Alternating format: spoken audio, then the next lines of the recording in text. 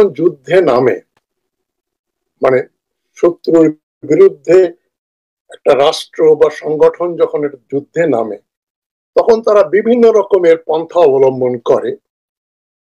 তারা সম্মুখ দিয়ে যুদ্ধ করে, পেছন দিয়ে করে এবং অন্তর্ঘাতী যুদ্ধ করে। তো বাংলাদেশের বিরুদ্ধে সম্মুখ যুদ্ধ করতে হলে ভারতকে নামতে হবে, রাস্তায় ময়দানে নামতে হবে। সেটা সম্ভব হচ্ছে না নানা কারণে। মানে বাংলাদেশের উপর আক্রমণ করলে বাংলাদেশের বন্ধু রাষ্ট্রগুলো, বিশেষ করে চীন, হাত গুটিয়ে বসে থাকবে না, এবং ভারত একসঙ্গে 2-3টা ফ্রন্ট খোলার মতো শক্তি রাখে না। তাই ভারত বাংলাদেশের বিরুদ্ধে অন্তর্ঘাতমূলক যে আক্রমণ, সেটার ব্যাপারেই সচেষ্ট। এবং এতদিন আমরা জানতাম হাসিনার আমলে যে আওয়ামী লীগ হচ্ছে ভারতের প্রধান সহায়ক শক্তি, কিন্তু ইতোমধ্যে হাসিনা যাবার আগ থেকেই আরেকটা দলকে ভারত খুব সুকৌশলে তাদের হাতে নিয়ে নিয়েছে। এবং যেটা কেউ সন্দেহ করবে না, যে দলটা চিরকাল ইসলামের কথা বলে এসছে, ভারত বিরোধিতা করেছে, পাকিস্তানের বিরোধিতা করেছিল 47 সালে, তারপরে 71 সালে তারা বাংলাদেশের বিরোধিতা করেছিল, মানে আপনারা জানেন, বুঝতেই পারছেন, সেই দল হচ্ছে জামাত ইসলাম। ইদানিং যেটা লক্ষণীয়, জামাত ইসলামের ভেতরে আওয়ামী পন্থী বা ভারতপন্থীদের অনুপ্রবেশ ঘটেছে। এটা চোখে আঙ্গুল দিয়ে দেখিয়ে দেবার কোনো ব্যাপার নয়। যেমন জামাতের প্রথম সারির 3 প্রধান নেতা, আমির, নায়েবে আমির এবং secretary general, doctor Shafiqur Rahman, doctor Taher যিনি নায়েবে আমির, আর গোলাম পরওয়ার সেক্রেটারি জেনারেল, এরা তিনজনই প্রাক্তন জাসদপন্থী, জাসদের নেতা ছিলেন, কর্মী ছিলেন। এবং জামাত ইসলাম এটা ক্যাডার ভিত্তিক দল। জামাতে ইসলামী আমি ছাত্র জীবন থেকে দেখে এসেছি, এমনকি তখন ছাত্র সংঘ বলা হতো, ইসলামী ছাত্র সংঘ, যেটা এখন ইসলামী ছাত্র শিবির। ইচ্ছা করলেই কেউ শিবিরের বা সংঘের সদস্য হতে পারতো না, তাকে প্রথমে সাথী হয়ে থাকতে হতো, রফিক, বন্ধু বা সাথী হয়ে ওদের দলে সঙ্গে আপনি কাজ করবেন বছর খানেক। তারপরে দলের নেতৃবৃন্দ, কর্মীবৃন্দ যদি বলে যে না, এ বিশ্বাসযোগ্য, এ মওদুদির এই মন্ত্র সে বিশ্বাস করে এবং এর জন্য কাজ করবে, জান দিয়ে দেবে, এই ধরনের একটা যখন প্রতিশ্রুতি কারো প্রতি থাকে, যাকে তারা বিশ্বাস করে, তাকে তারা তখন সদস্য পদ দেয়, রুকুন বা মেম্বার বানায়। কিন্তু এই যে হঠাৎ করে উড়ে আসা জাসদ থেকে, জাসদের সঙ্গে তো জামাত ইসলামের কোনো সম্পর্ক নেই আদর্শগত ভাবে। একটা সমাজতান্ত্রিক, আরেকটা হচ্ছে পুঁজিবাদী, একটা হচ্ছে ধর্মনিরপেক্ষ সোশ্যালিস্ট, আরেকটা হচ্ছে ইসলাম অনুসারী একটা ইসলামী দল। কিন্তু দেখছেন এই যে কিভাবে তাদের ভিতরে মৈত্রী হলো। উদ্দেশ্য বা কারণ আর কিছু নয়, একটা অনুপ্রবেশ ঘটিয়েছে ভারত, পয়সা করে দিয়ে হোক, যেভাবে হোক, এদেরকে দিয়ে বাংলাদেশে যাতে নির্বাচন না হয় সেদিকে তারা সচেষ্ট। ভারতে অলরেডি দেখেন, পুরানো দিল্লি লাল কেল্লার মেট্রো স্টেশনের সামনে একটা গাড়িতে বোমা বিস্ফোরণ হয়ে ড্রাইভার মারা গেছে এবং 8 জন মানুষ নিহত হয়েছে। তো ভারতে অলরেডি, যেটা অনেকে সন্দেহ করছে, যে নরেন্দ্র মোদীর সরকার পাকিস্তানকে এবং বাংলাদেশকেও টেনে আনা হয়েছে, কিন্তু দিল্লির যে বোমা ঘটনা ঘটলো, সেখানে বলা হচ্ছে বাংলাদেশ হয়ে এই জয়শে মোহাম্মদী পাকিস্তান থেকে এসে তারা সুইসাইড বোমা বর্ষণ করেছে, সুইসাইড বোমা ব্লাস্ট করেছে দিল্লিতে। সুতরাং উদ্দেশ্যটা কি, কারণটা কি? কারণ বিহারে নির্বাচন হচ্ছে এবং বিহারে নীতিশ কুমারের সরকার যদি পড়ে যায়, পরাজিত হয়, তাহলে মোদির জন্য গদি টিকিয়ে রাখা সম্ভবপর হবে না।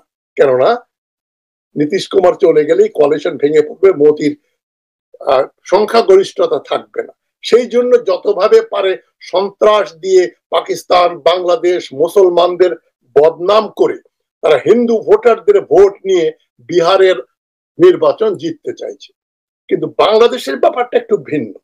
বাংলাদেশ থেকে হাসিনা চলে যাওয়ার পরে ভারতের একটা নির্ভরশীল একজন দালাল এবং একজন নির্ভরশীল সরকার, যেটা বাংলাদেশে ভারতের প্রভাব অক্ষুণ্ণ রাখবে, ব্যবসা বাণিজ্য এবং রাজনৈতিক অর্থনৈতিক সব রকম স্বার্থ ভারতের রক্ষা করা হবে। সেজন্যই আওয়ামী লীগ চলে যাওয়াতে ভারত বা নরেন্দ্র মোদীর সরকার একটু বিপদে পড়েছে।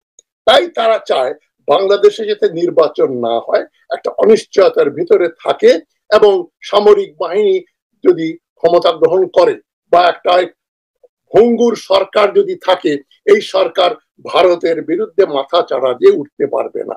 সেই জন্যই বাংলাদেশে দেখেন এখন দুই দ্বিমুখী আক্রমণ করছে ভারত। একটা হচ্ছে বাংলাদেশকে বদনাম করেছে যে দিল্লি বোমা ব্লাস্টের জন্য বাংলাদেশের সম্পৃক্ততা আছে। ওইটার চাইতেও গুরুত্বপূর্ণ ব্যাপারে তারা যেটা ঘটাচ্ছে, দুটো দলকে তারা হাতে রেখেছে, আওয়ামী লীগ এবং জামাতে ইসলামী একটা সমমনা দল। আওয়ামী লীগ দেখেন, আওয়ামী লীগ তার কর্মীদের চাঙ্গা রাখার জন্য, মনোবল মানে যাতে ভেঙে না যায়, যাতে তারা দল ছেড়ে পালিয়ে না যায়, সেজন্য একটার পর একটা প্রোগ্রাম দিয়ে রেখেছে। এই প্রোগ্রামটা কি? প্রোগ্রামটা হচ্ছে বাংলাদেশে লকডাউন করবে, 13 তারিখে লকডাউন করে বাংলাদেশে অচল করে দেবে, এবং সজীবজের জয় একটা ভিডিও ছাড়লো লকডাউন কি করতে হবে ইত্যাদি ইত্যাদি। তারা মনে করেছে তারা কি এটা কি 1971 সালের 7ই মার্চ যে শেখ মুজিবুর রহমানের আহ্বানে লক্ষ লক্ষ লোক রাস্তায় নেমে সরকারের বিরুদ্ধে অসহযোগ আন্দোলন করবে? সেরকম এনভায়রনমেন্ট নেই। আওয়ামী লীগের যে দুরবস্থা, মাত্র 1.5 বছরের ভেতরেই তারা কি মনে করে দেশের লোকজন ভুলে গেছে, এবং ডকুমেন্টে 1971 সালের যে পাকিস্তান বাহিনী মানুষ হত্যা করেছিল তার ওই রকম ভিডিও ফুটেজ বা ওই ধরনের ছবি কোথাও নেই। কিন্তু আওয়ামী লীগ সরকার যা করেছে এবং জুলাই আগস্টের বিপ্লবে যেটা ঘটেছে, এই ছবিগুলো তো ডকুমেন্ট। এটা আগামী 1000 বছর বাংলাদেশের প্রজন্মরা এগুলো দেখবে, এবং তারা জানবে যে শেখ হাসিনা নামে একজন স্বৈরাচারী ছিল, ভারতপন্থী, সেগুলো করেছে। তবুও তারা আওয়ামী লীগকে নামাচ্ছে রাস্তায়, এবং দেখেন কি নির্মম ভাবে তারা মার খাচ্ছে পুলিশের হাতে, এবং জনগণ তাদেরকে তাড়া করছে। তারা কোথাও 20 জন, 50 জন, 100 জন নিয়ে রাস্তায় নামছে, ভাবছে এইভাবেই তারা একটা দেশকে ডিসফাংশনাল বানিয়ে দেবে, বাংলাদেশ অচল হয়ে যাবে। কালকে যে লকডাউন বলে যে কিছু হবে না, এটা আওয়ামী লীগ নেতৃবৃন্দ যারা ইন্ডিয়া বসে আছে তারা জানে, কিন্তু কর্মীরা তো জানে না। তারা মনে করছে এরকম একটা কিছু করলেই আবার হাসিনা আপাকে নিয়ে আসবো, আবার লুটপাট, টেন্ডারবাজি, চাঁদাবাজি চালু হবে। সে আশায় গুড়ে বালি, সেটা হবে না। কিন্তু ভারতের যে আরেকটা ফ্রন্ট, যেটা আওয়ামী এই সন্ত্রাসীদের চাইতে বেশি শক্তিশালী, সংগঠিত, সেটা হচ্ছে এই জাসদপন্থী, জাসদ মানে আওয়ামী লীগ, জাসদপন্থী জামাতের মাধ্যমে তারা দেশে একটা বিশৃঙ্খলা সৃষ্টি করতে চাইছে। এই যে গতকাল মিটিং হলো 8 দলীয়, এই 8 দলের ভিতরে কে আছে? জামাত ইসলামী আর চরমোনায়ের ইসলামী আন্দোলন, ইসলামী শাসনতন্ত্র আন্দোলনের 2 ভাই ফয়জুল করিম আর ফজলুল করিম। একজন তো বলেছিল যে শেখ পরিবার কত পবিত্র, তারা বাগদাদ থেকে এসছে, এরা খাঁটি মুসলমান, এবং একজন তো অনেকগুলা 15-20টা নাম দিয়ে দিল, শেখ মুজিবের বাবা, দাদা, দাদার দাদা, এগুলো সব ফেক, একেবারে মিথ্যা নাম। ওই লোককে যদি আবার বসান যে বলেন তো শেখ মুজিবের দাদার নাম কি এবং শেখ মুজিবের দাদার বাবার নাম কি, বলতে পারবেন। ওগুলো মিথ্যাচার করেছিল এই তথাকথিত চরমোনায়ের পীর। আর আরেক ভাই যে বলেছে আমি শেখ হাসিনার কপালে সেজদার দাগ দেখেছি, কালো চিহ্ন, তার মানে শেখ হাসিনা খুব ভালো মানুষ, ভালো মুসলমান। এরাও এই 8 দলের সঙ্গে রয়েছে, হাসিনার জামাতের সঙ্গে এই চরমোনায়ের দুই বিতর্কিত ব্যক্তি তারা রয়েছে। আরেকজনের খুবই পরিচিত মামুনুল হক। এই মামুনুল হকের বাবা কিন্তু আজিজুল হক বিএনপির বিরোধিতা করেছে এবং হাসিনার সঙ্গে ছিল।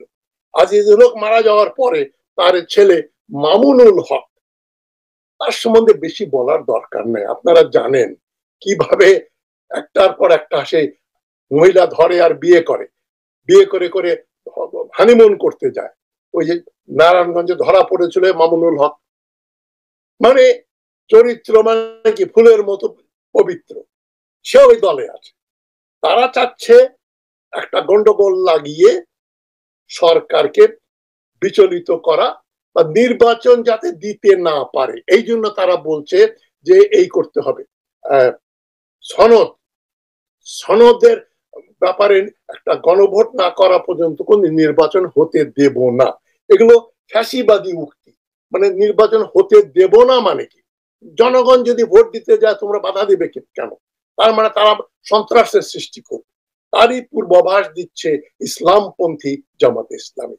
এখন সনদের ব্যাপারে তারাও জানে। আমি যদি ডাক্তার শফিকুর রহমানকে বলি যে ভাই আপনি বলেন তো বাংলাদেশের লোকজন কি এতই শিক্ষিত যে 94 পৃষ্ঠার সনদ তারা পড়বে, পড়ার পরে বুঝবে, বোঝার পরে সিদ্ধান্ত নেবে তারা সনদের পক্ষে হ্যাঁ ভোট দেবে নাকি না ভোট দেবে। দেখেন কথাটা একটু ভুলে যান যে আমি কি বলছি, জামাতকে গালাগালি করছি ইত্যাদি ভুলে যান, মনে করেন আপনি জামাত ইসলামের একজন সমর্থক, অন্ধ সমর্থক। আমি আপনাকে জিজ্ঞেস করছি, যে দেশে এখন নির্বাচন করতে হলে ধানের শীষ, লাঙ্গল, নৌকা, দাড়িপাল্লা এসব প্রতীক দিয়ে নির্বাচন অনুষ্ঠিত হয়, কেননা ওই ক্যান্ডিডেটের নাম, দলের নাম অনেক ভোটার পড়তে পারেন না, কিন্তু ওই নৌকা দেখলে বা দাড়িপাল্লা বা ধানের শীষ দেখলে বুঝতে পারেন যে কোন দল, তখন তারা সিল মারে। এখন এই ধরনের একটা কনস্টিটিউয়েন্সি আমাদের সারা দেশে, তাদেরকে আমি বলছেন, জামাত বলছে যে আপনারা পড়বেন, ওই সনদ পড়ে তারা তখন বুঝতেও হবে, তাদের 94 পৃষ্ঠা পড়তেও হবে, তারপরে তারা ভোট দিতে যাবে। কারণ আমি অ্যাডমিনিস্ট্রেটিভ প্রবলেমটা বলি, বাংলাদেশে ধরেন 12 কোটি ভোটার আছে, এই 94 পৃষ্ঠার 12 কোটি পিডিএফ তৈরি করতে হবে এবং 12 কোটি লোকের কাছে কম্পিউটার বা সেলফোনের মাধ্যমে ওই পিডিএফ এ ওই সনদ পড়ার মতো ক্ষমতা থাকতে হবে, তারা পিডিএফ পড়বে না। তাদেরকে যদি আপনি প্রিন্টেড কপি দেন, 12 কোটি 94 পৃষ্ঠার 12 কোটি সনদ প্রিন্ট করতে কত কোটি টাকা খরচ হবে সেটা বলেন, সেটা সরকার তো এই ধরনের পদক্ষেপ নিচ্ছে না। তো জনগণ সনদ পাবে কোথায়, আর পেলেও পড়ে বুঝবে না, তার মানে তারা জানে, শফিকুর রহমান সাহেব জানেন, আপনি জানেন যে এটা একটা ভাওতাবাজি, আপনি ভারতের উস্কানিতে ভাওতাবাজি দিচ্ছেন। আপনি আওয়ামী লীগকেও বলেছেন আপনারা কিছু করবেন না, তাদের সমস্ত মাফ করে দিয়েছেন, ভারতের সঙ্গে আপনি সম্পর্ক ভালো রাখতে চান। শফিকুর রহমান সাহেব আপনার ছাপানো বক্তৃতা আছে, বক্তব্য আছে। তো পুরো ব্যাপারটাই যে একটা ভাওতাবাজি, এটা সবাই বোঝে, কিন্তু ভাওতাবাজির পরে আপনারা আট দলীয় আপনার ওই একটা কলিশন দিয়ে আপনারা 5 দফা একটা দাবি পেশ করলেন এবং বললেন সনদ দিয়ে যদি গণভোট না করা হয় তাহলে 2026-এ না, নির্বাচন হবে 2029 সালে, মানে হাসিনার যখন টার্ম শেষ হতো। এই ধরনের ফাজলামি বদমাশির কি মানে থাকতে পারে? একটাই থাকতে পারে যে তারা কোনো দেশে নির্বাচন হতে দেবে না। বাংলাদেশ একটা স্থিতিশীল একটা গণতান্ত্রিক রাষ্ট্র হিসাবে টিকে থাকুক, তারা এটা চায় না। কেন তাদের মুরব্বী, নয়াদিল্লির মুরব্বী নরেন্দ্র মোদী সেটা চান। তারা ভারতের এজেন্ডা পূর্ণ করার জন্য মাঠে নেমেছে, একদিকে জামাত ও তার সহযোগীরা, আরেকদিকে আওয়ামী লীগ। তবে আমি আপনাদের লিখে দিতে পারি, ওরা যদি আরো 10 বছরও চেষ্টা করে, 20 বছরও চেষ্টা করে, আওয়ামী লীগ ক্ষমতায় আসতে পারবে না, জামাতও পারবে না। তবে আমি কিন্তু বড্ড খুশি হতাম জামাত যদি অন্তত একবারের জন্য নির্বাচনে জিতে বাংলাদেশের সরকার গঠন করে, আমি খুবই খুশি হতাম।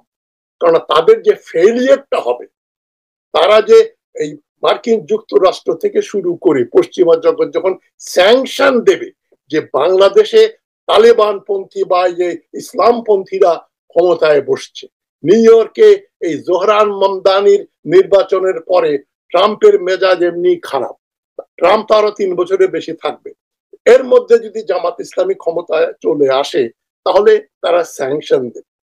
আমেরিকা, IMF, ওয়ার্ল্ড ব্যাংকের সাহায্যে বাংলাদেশ চলে। সবচেয়ে বড় কথা, বাংলাদেশের যে রেডিমেড গার্মেন্ট তৈরি পোশাকের সবচাইতে বড় বাজার কোনটা? মার্কিন যুক্তরাষ্ট্র আর EU, পশ্চিম ইউরোপ এবং মার্কিন যুক্তরাষ্ট্র, কানাডা। এরা যদি আপনাদের গার্মেন্ট কেনা বন্ধ করে দেয়, বাংলাদেশে দুর্ভিক্ষ আসবে। সুতরাং জামাত এই স্যাংশন সহ্য করে, জামাত কিন্তু ইরান না, বাংলাদেশ ইরান না, একটা সমৃদ্ধিশালী দেশ। স্যাংশন দিলে কি হবে? তা হবে না, আমরা মাঠে মারা যাব। সে তবু আমি চাই, এই জন্যই চাই জামাত ক্ষমতায় আসে। এবং শরিয়া আইন তারা কি করবে? তারা বলছে মেয়েদেরকে 5 ঘন্টা কাজ করতে হবে, 8 ঘন্টার বেতন দেবেন। গার্মেন্ট ফ্যাক্টরি, একটা মহিলা ওয়ার্কার, সে 5 ঘন্টা পরে তাকে বাড়ি যেতে দেবে ফ্যাক্টরির মালিক? দেবে না।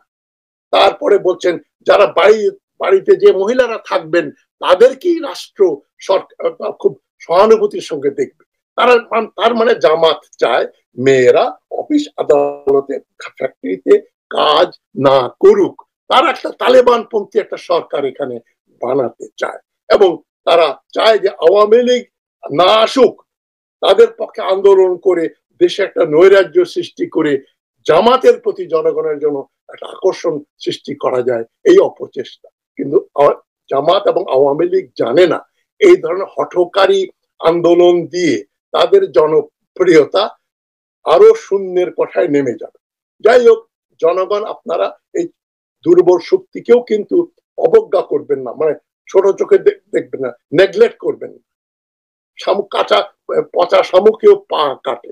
সুতরাং আপনারা সংঘবদ্ধ হয়ে এদের প্রতিহত করুন, এবং আগামীকালের যে 13 তারিখের যে তারা প্রোগ্রাম দিয়েছে লকডাউন, সেটা যে ব্যর্থতায় পর্যবেসিত হবে সে ব্যাপারে আমি সন্দিহান। আমার সন্দিহান নয়, আমার কোনো সন্দেহ নেই।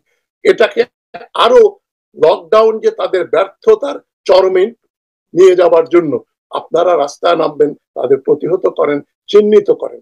এই দেখেন যে সন্ত্রাসের নামে তারা যেটা করছে, এই যে এনসিপির অফিসের সামনে একটা বোমাবাজি হলো, বোমা ফোটানো হলো, গ্রেপ্তার হলো কে? বিএনপির কেউ না, গ্রেপ্তার হয়েছে জামাত কর্মী। জামাত কর্মীরা এখন দেশে সন্ত্রাস করবে। সন্ত্রাস করার মতো তোমাদের শক্তিও নাই, ক্যাডারও নাই, এবং ভারতের সাহায্যে যেটা করবে, ভারত নিজেই এখন তার দেশে সন্ত্রাস সৃষ্টি করে নির্বাচন জেতার জন্য তৎপর। এখন বাংলাদেশে আরেকটা ফ্রন্ট খুলবে ভারত, এটা এই আশা হচ্ছে দুরাশা। যাই হোক, তারা পরাজিত হবে, তারা নিষ্ক্রিয়, তাদের করে দেয়া হবে, তারা নির্মূল হয়ে যাবে, এটা আমার কোনো সন্দেহ নাই, আওয়ামী লীগ এবং জামাতে ইসলামী। আপনারা অপেক্ষা করুন এবং শক্তির সঙ্গে তাদের মোকাবেলা করুন, যাতে তাদের চিরতরে উৎখাত করা যায়। দেশের স্বাধীনতা, সার্বভৌমত্ব রক্ষা